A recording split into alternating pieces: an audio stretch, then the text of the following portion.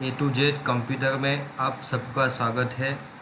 आज हम सीखेंगे कि माइक्रोसॉफ्ट एक्सेल उसके अंदर बहुत अलग अलग तरीके से आप टेबल बना सकते हैं।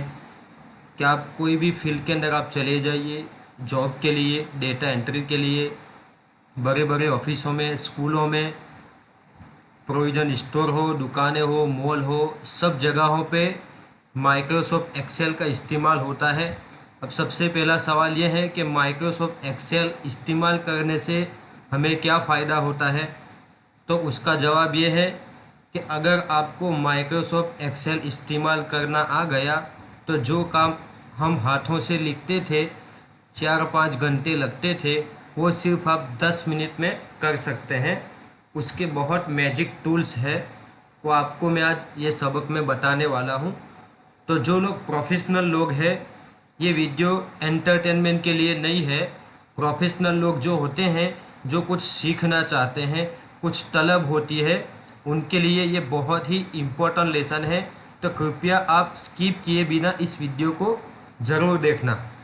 तो सबसे पहले ये आपके सामने जो स्क्रीन है वो माइक्रोसॉफ्ट एक्सेल की एक शीट है। इसको हम पूरा शीट बोलेंगे। अब मैं आपको बता दूं कि ये पूरा एक जो लाइन आपके सामने दिखता है उसको हम बोलेंगे कॉलम, और कॉलम को हमेशा ABCD से यहाँ पर बताया जाता है। ये D कॉलम है, E कॉलम है, F कॉलम है, ये सारे यहाँ पर कॉलम बताई गई है। उसके बाद दूसरी इम्पोर्टेंट चीज़ मैं बताऊँ, ये जो आपके सामने दिखती है ये लाइन, इसको हम बोलेंगे रो बोलेंगे। तो रो को हमेशा नंबर से बताया जाता है। और याद रखिए, ये जो कॉलम है बहुत सारी होती है, बहुत सारी यानी कि बहुत सारी होती है। आप जितना भी काम करना चाहते हो कर सकते हैं। उसके साथ और एक इम्पोर्टेंट चीज़, एक जो बॉक्स दिखता है उसको हम बोलेंगे सेल। हर सेल का एक एड्रेस होता है। आपके सामने ये जो बॉक्स है उसका एड्रेस है F5, क्योंकि उसकी F कॉलम है और 5वें नंबर की रो है। तो इस सेल का एड्रेस हम बोलेंगे F5। उसी तरीके से ये राइस वाला सेल है, उसका एड्रेस होगा B4। तो साथियों, हमने 3 चीज़ें सीखी। एक तो कॉलम सीखा, उसके बाद रो सीखा, उसके बाद सेल सीखा, सेल का एड्रेस सीखा। उसके बाद उसके अंदर अलग अलग शीटें आप बना सकते हैं। तो ये पहली वाली शीट है, उसके अंदर मैंने नाम लिखा है प्रोविजन स्टोर। दूसरी शीट है, उसके ऊपर मैंने लिखा है मार्कशीट। इसके बाद में मार्कशीट कैसे बनती है वो भी बताने वाला हूँ। उसका आप नाम भी बदल सकते हैं। यहाँ पर जाके राइट क्लिक करेंगे तो यहाँ पर रीनेम का ऑप्शन है, उसके अंदर आप कलर भी कर सकते हैं। समझ लीजिए, येलो कलर, लाल कलर, ग्रीन कलर, सब कलर आप रख सकते हैं। तो उसके बाद इम्पोर्टेंट चीज़ कि किसी कॉलम की आप साइज बढ़ाना चाहते हैं, रो की साइज बढ़ाना चाहते हैं, तो उसके लिए आपको यहाँ पर एक फॉर्मेट का ऑप्शन है। फॉर्मेट, यहाँ पर जाके सबसे पहला वाला ऑप्शन है रो हेट। उसके ऊपर जाके यहाँ पर फ़िलहाल 23 उसका माप है। अगर आपने 30 कर दिया तो रो की साइज बढ़ जाएगी, आप देख सकते हैं।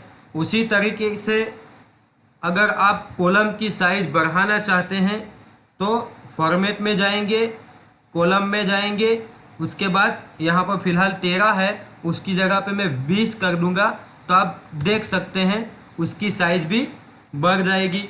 अगर आप यहाँ से बढ़ाना नहीं चाहते हैं तो यहाँ पर एक ऑप्शन होता है, कॉलम के बाजू में प्लस का सिंबल आएगा, वहाँ से भी आप ज़्यादा कम कर सकते हैं।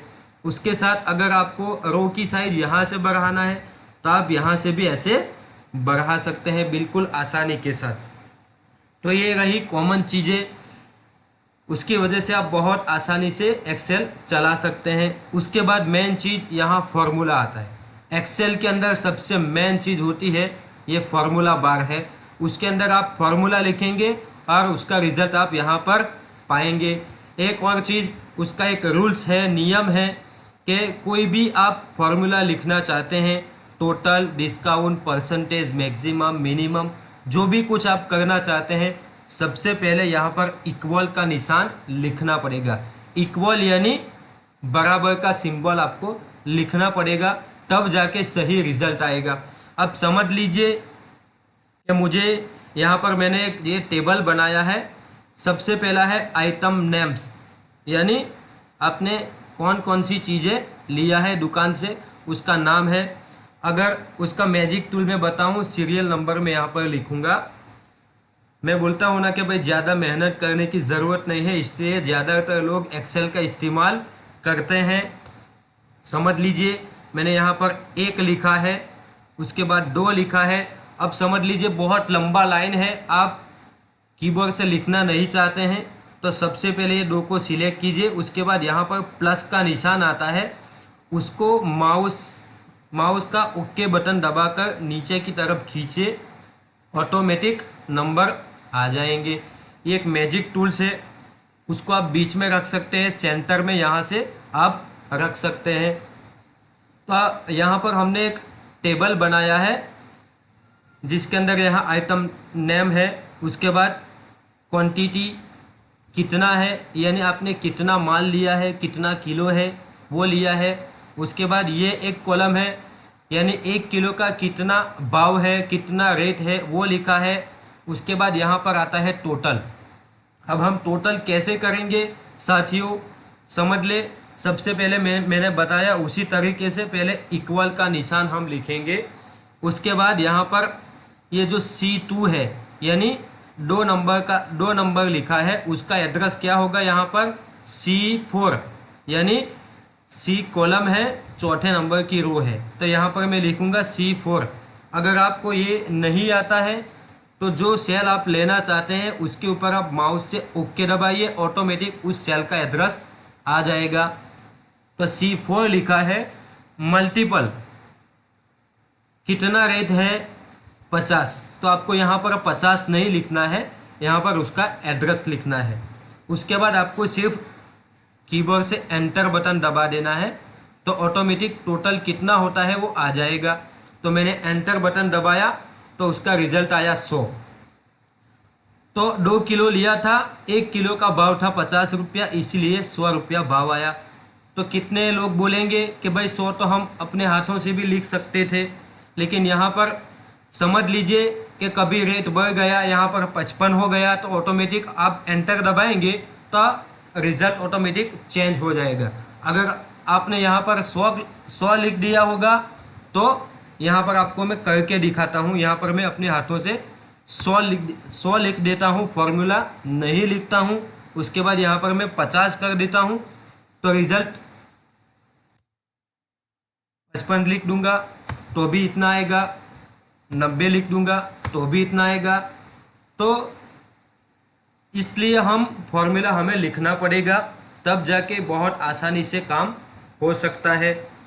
तो यहाँ पर हम फिर से फॉर्मूला लिखेंगे। सबसे पहले इक्वल का निशान लिखेंगे, उसके बाद ये C4 का एड्रेस लिखेंगे, उसके बाद मल्टीपल का निशान, उसके बाद ये जो रेट है 1 किलो का कितना रेट है उस सेल को हम पसंद करेंगे और माउस से ओके दबा देंगे। उसके बाद कीबोर्ड से एंटर दबाएंगे। तो 1 किलो का 90 रुपया भाव है, तो 2 किलो का 180 रुपया हो गया। तो ये टोटल का रिजल्ट आया। अब सबसे मज़ेदार बात यह है साथियों कि आपको ये सब का टोटल करना पड़ेगा नहीं, बहुत आसानी के साथ अगर आपने एक कर लिया तो बाकी सब बहुत आसानी से कर सकते हैं। समझ लो यहाँ पर पहला रिजल्ट आया है, उस सेल के नीचे प्लस का निशान है, उसको माउस से दबा के नीचे की तरफ खींचना है। जैसे आप खींचेंगे, जहाँ तक आप करना चाहते हैं वहाँ तक माउस को ले जाइए, उसके बाद माउस को छोड़ दीजिए, ऑटोमेटिक सबका रिजल्ट आ जाएगा। समझ लीजिए एक कुकिंग ऑयल है, उसका 90 रुपया भाव है, 5 लीटर आपने लिया है तो उसका रुपया हुआ 450। समझ लीजिए कभी कम हो गया, 90 की जगह 80 हो गया, तो जैसे ही मैं 80 करूँगा ऑटोमेटिक यहाँ रिज़ल्ट बदल जाएगा। तो जब भी कभी आप कुछ खरीदने जाओ, दुकान वाला हो, उसके लिए भी ये बहुत कीमती चीज़ है कि एक मर्तबा ये फार्मूला बना ले, बाद में बहुत आसानी के साथ वो टोटल कर सकता है। समझ लीजिए ये डिस्काउंट है, कितनी जगह पर होता है कि 5% डिस्काउंट, 2% डिस्काउंट, तो वो कैसे हम निकाल सकते हैं। तो उसके लिए सबसे पहले हम इक्वल दबाएंगे, उसके बाद यहाँ पर जो टोटल आता है उसका एड्रेस हम लिखेंगे, उसके बाद मल्टीपल का निशान, जितना टका डिस्काउंट है, समझ लीजिए 5% डिस्काउंट है तो हम यहाँ 5 लिखेंगे, उसके बाद बग्या 100 लिखेंगे। तो यहाँ पर 5% डिस्काउंट, यहाँ पर 9 रुपया आया, 9 रुपया, 9 रुपीज़ 5% डिस्काउंट आया। उसी तरीके से सबके अंदर हम 5% डिस्काउंट करने जाएंगे तो यहाँ पर प्लस का सिंबल है, उसको यहाँ से खींच लेंगे नीचे की तरफ माउस से, तो सबका डिस्काउंट कितना आता है वो ऑटोमेटिक आ जाएगा। यहाँ पर बेसन नाम के आइटम है, उसका 5% डिस्काउंट 2 रुपया 25 पैसा हुआ।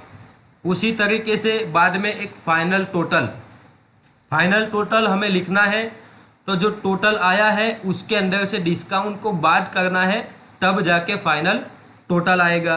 तो यहाँ पर सबसे पहले हम लिखेंगे इक्वल का निशान, उसके बाद ये टोटल का एड्रेस हम लिखेंगे E4, उसके बाद माइनस ये 9, तो यहाँ पर हम 9 नहीं लिखेंगे, उसका एड्रेस लिखेंगे। तो उसके ऊपर मैं क्लिक करता हूँ 9 के ऊपर, तो यहाँ पर F4 एड्रेस आ गया। उसके बाद हम कीबोर्ड से एंटर दबाएंगे, तो 180 रुपया टोटल हुआ था, उसके अंदर से 9 रुपया माइनस हो गया, डिस्काउंट 5%। उसके बाद फाइनल टोटल आया 171। तो यही एक आसान तरीका है दुकान वालों के लिए, आप सबके लिए, आप अलग अलग तरीके से उसका इस्तेमाल कर सकते हैं।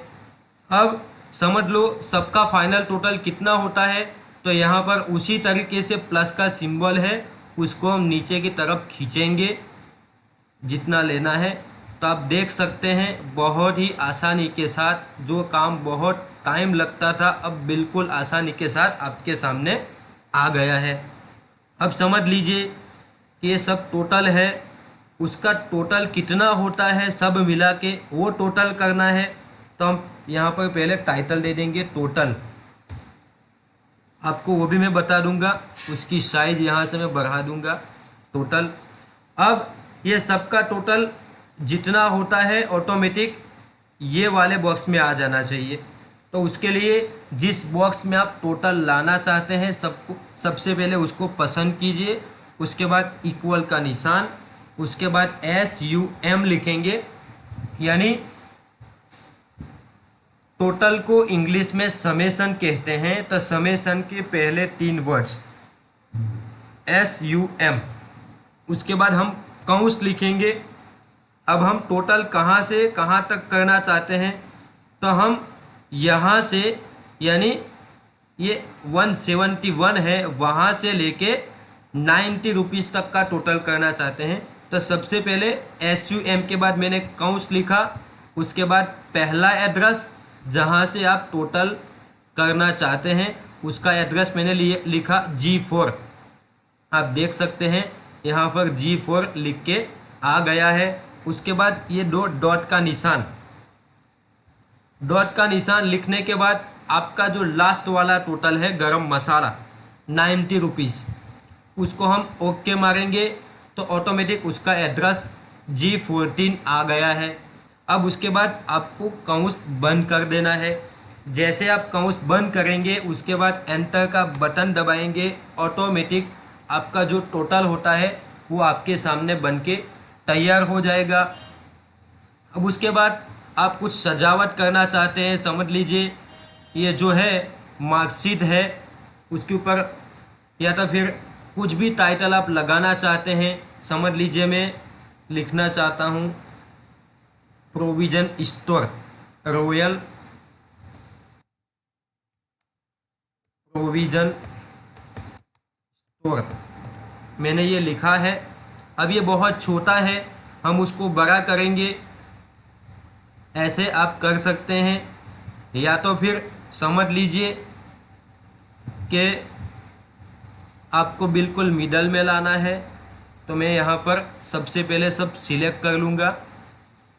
उसके बाद यहाँ पर मर्ज एंड सेंटर लिखा है, उसके ऊपर मैं क्लिक कर दूँगा।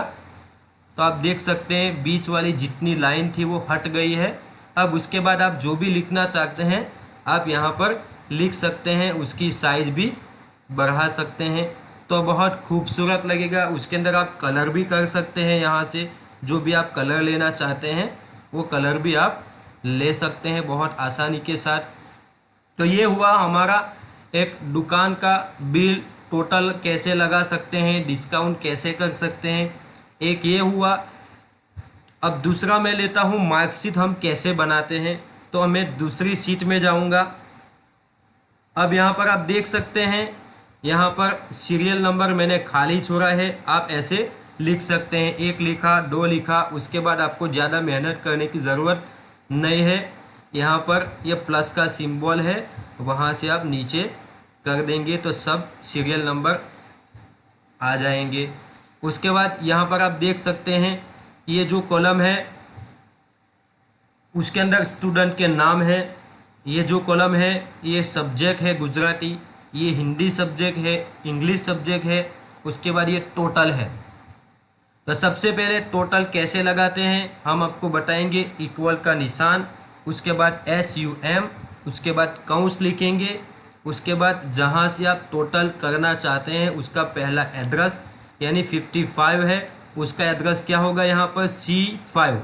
तो C5 भी लिख सकते हैं। अगर ये आपको नहीं जमता है तो खाली उसके ऊपर क्लिक कर दीजिए तो ऑटोमेटिक उसका एड्रेस आ जाएगा। उसके बाद बीच में ये दो डॉट का निशान लगाएंगे। उसके बाद लास्ट वाला जो एड्रेस है, लास्ट वाला जो सब्जेक्ट है उसके ऊपर हम क्लिक करेंगे तो यहाँ पर उसके बाद काउंस लिखेंगे। अब हमने क्या लिखा है, इक्वल SUM, उसके बाद काउंस खोला है, उसके बाद पहला एड्रेस यानी गुजराती का C5, उसके बाद बीच में डॉट डॉट, उसके बाद लास्ट में लास्ट वाला एड्रेस। तो हम हमारी भाषा में समझेंगे। हमने कंप्यूटर को पूछा है कि हमें सम यानी टोटल चाहिए C5 से यहाँ से CE5 तक यानी इंग्लिश तक हमने सवाल पूछा है कंप्यूटर से। उसके बाद हम एंटर का बटन दबाएंगे तो एक का टोटल आ जाएगा। तो हमने आगे भी आपको पहले भी बताया कि आपको सबका टोटल करने की ज़रूरत नहीं है। यहाँ पर प्लस का सिंबल है, उसको आप नीचे खींचे, सबका टोटल ऑटोमेटिक आपके सामने बन के तैयार हो जाएगा। समझ लीजिए कि आपने बाद में कुछ चेंज किया तो यहाँ पर टोटल में भी चेंजिंग आ जाएगा। आप यहाँ देखना, यहाँ पर मैं 39 की जगह 50 कर देता हूँ तो ऑटोमेटिक टोटल ज़्यादा हो जाएगा। तो बाद में आप ये चेंज नहीं करना है, ये जितना भी आप चेंज करेंगे यहाँ पर जो भी आप चेंज करेंगे ऑटोमेटिक टोटल उसका रिजल्ट बदलता जाएगा। उसके बाद आता है परसेंटेज, टका। तो सबसे पहले इक्वल का निशान लिखेंगे। अब हमें याद रखना है टका टोटल जो मार्क्स आते हैं उसकी ऊपर से निकाला जाता है। तो सबसे पहले हमने इक्वल का निशान लिखा, उसके बाद टोटल का एड्रेस लिखेंगे, उसके बाद मल्टीपल का निशान लिखेंगे, उसके बाद 100 लिखेंगे, भाग्या। समझ लीजिए यहाँ पर 3 सब्जेक्ट है तो 100 100 100 यानी 300 मार्क्स हुए। अगर आपके 7 सब्जेक्ट्स है तो यहाँ पर आप 700 लिखेंगे। फिलहाल मेरे 3 सब्जेक्ट है इसलिए मैं 300 लिखूँगा। उसके बाद एंटर का बटन दबाऊँगा तो यहाँ पर ये ताहिर नाम का बंदे का 47% आ गया है। उसी तरीके से सबका परसेंटेज लाना है तो यहाँ पर प्लस का सिंबल है, उसको आप नीचे तक खींचिए जहाँ तक आपको परसेंटेज लाना है। तो आप देख सकते हैं बहुत ही आसानी के साथ आप परसेंटेज कैसे ला सकते हैं। ज़्यादा मेहनत करने की ज़रूरत नहीं है, खाली पहली मर्तबा आपको थोड़ी मेहनत पड़ेगी। उसके बाद जितना भी देता होगा, यहाँ पर मैंने खाली 12 नाम लिखे हैं। अगर आपने 500 नाम भी लिखे होंगे तो वो भी खाली आप 10 सेकंड के अंदर कर सकते हैं। उसके बाद यहाँ पर एक इम्पोर्टेंट ग्रेड यानी फर्स्ट क्लास है, सेकंड क्लास है, पास है, जो भी आप लिखना चाहते हैं यहाँ पर लाना चाहते हैं वो बहुत आसानी के साथ आप ला सकते हैं। तो उसके लिए हम सबसे पहले इक्वल का निशान लिखेंगे। उसके बाद हम जो क्लास होता है वो कहाँ से लाएंगे, परसेंटेज जितना होता है उसी के ऊपर से क्लास आता है। तो सबसे पहले हम यहाँ लिखेंगे इफ़, इक्वल के बाद सबसे पहले आएगा इफ़, उसके बाद कौंस आएगा। इफ़ का मतलब होता है अगर, यहाँ पर हम बाद में परसेंटेज का एड्रेस लिखेंगे।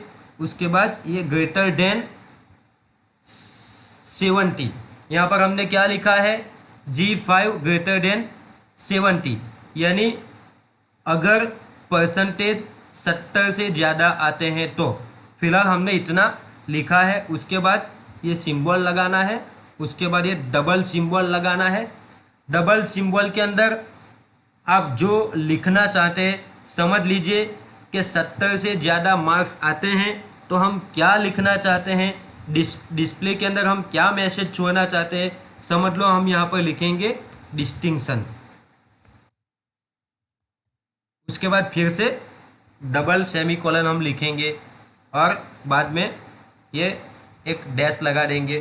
तो ये एक का हो गया कि अगर 70 से ज़्यादा मार्क्स आते हैं तो डिस्टिंक्शन मैसेज आना चाहिए बॉक्स के अंदर।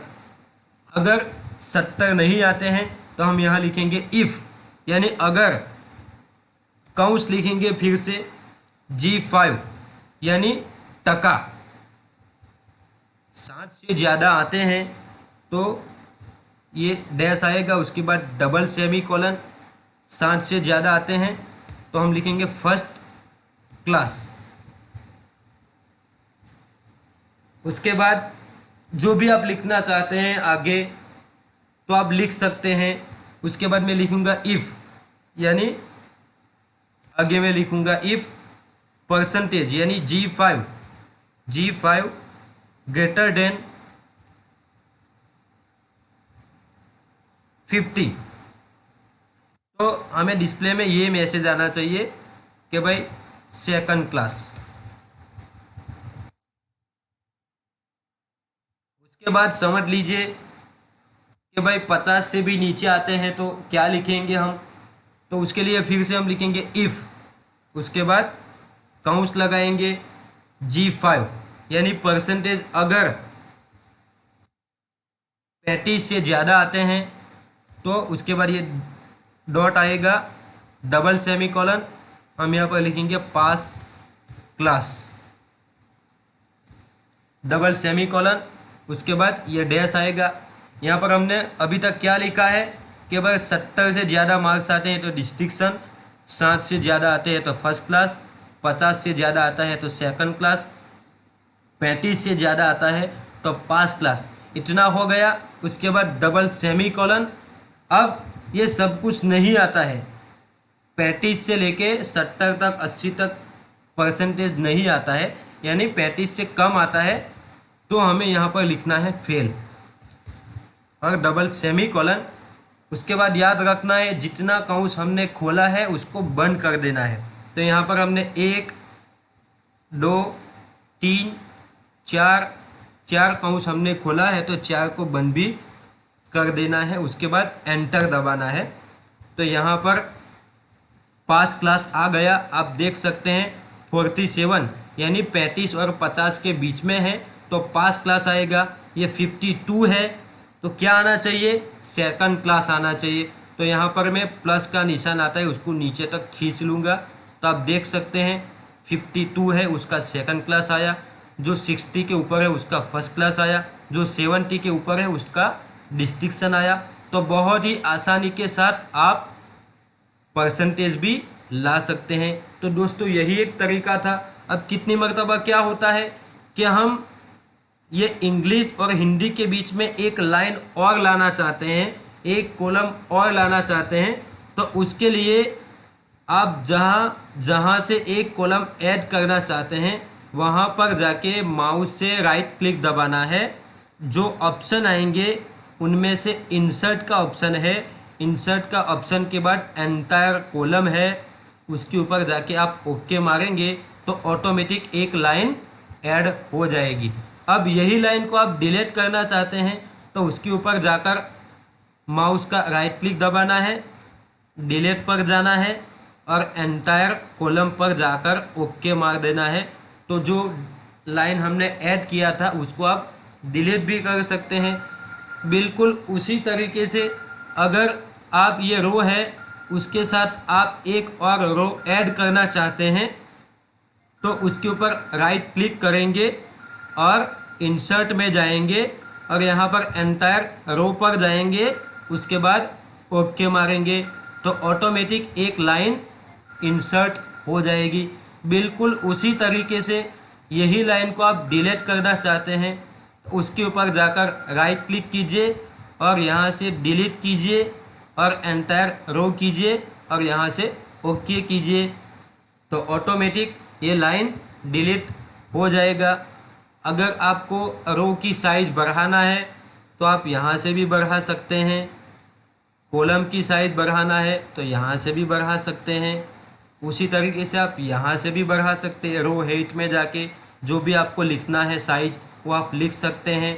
कॉलम की साइज़ बदलना चाहते हैं तो फॉर्मेट में जाके आप कॉलम की साइज़ भी कम या ज़्यादा कर सकते हैं। तो यही एक सबक था साथियों, और बहुत कुछ सीखना है हमें एक्सेल के अंदर, लेकिन आज हम यहाँ पर रुकेंगे।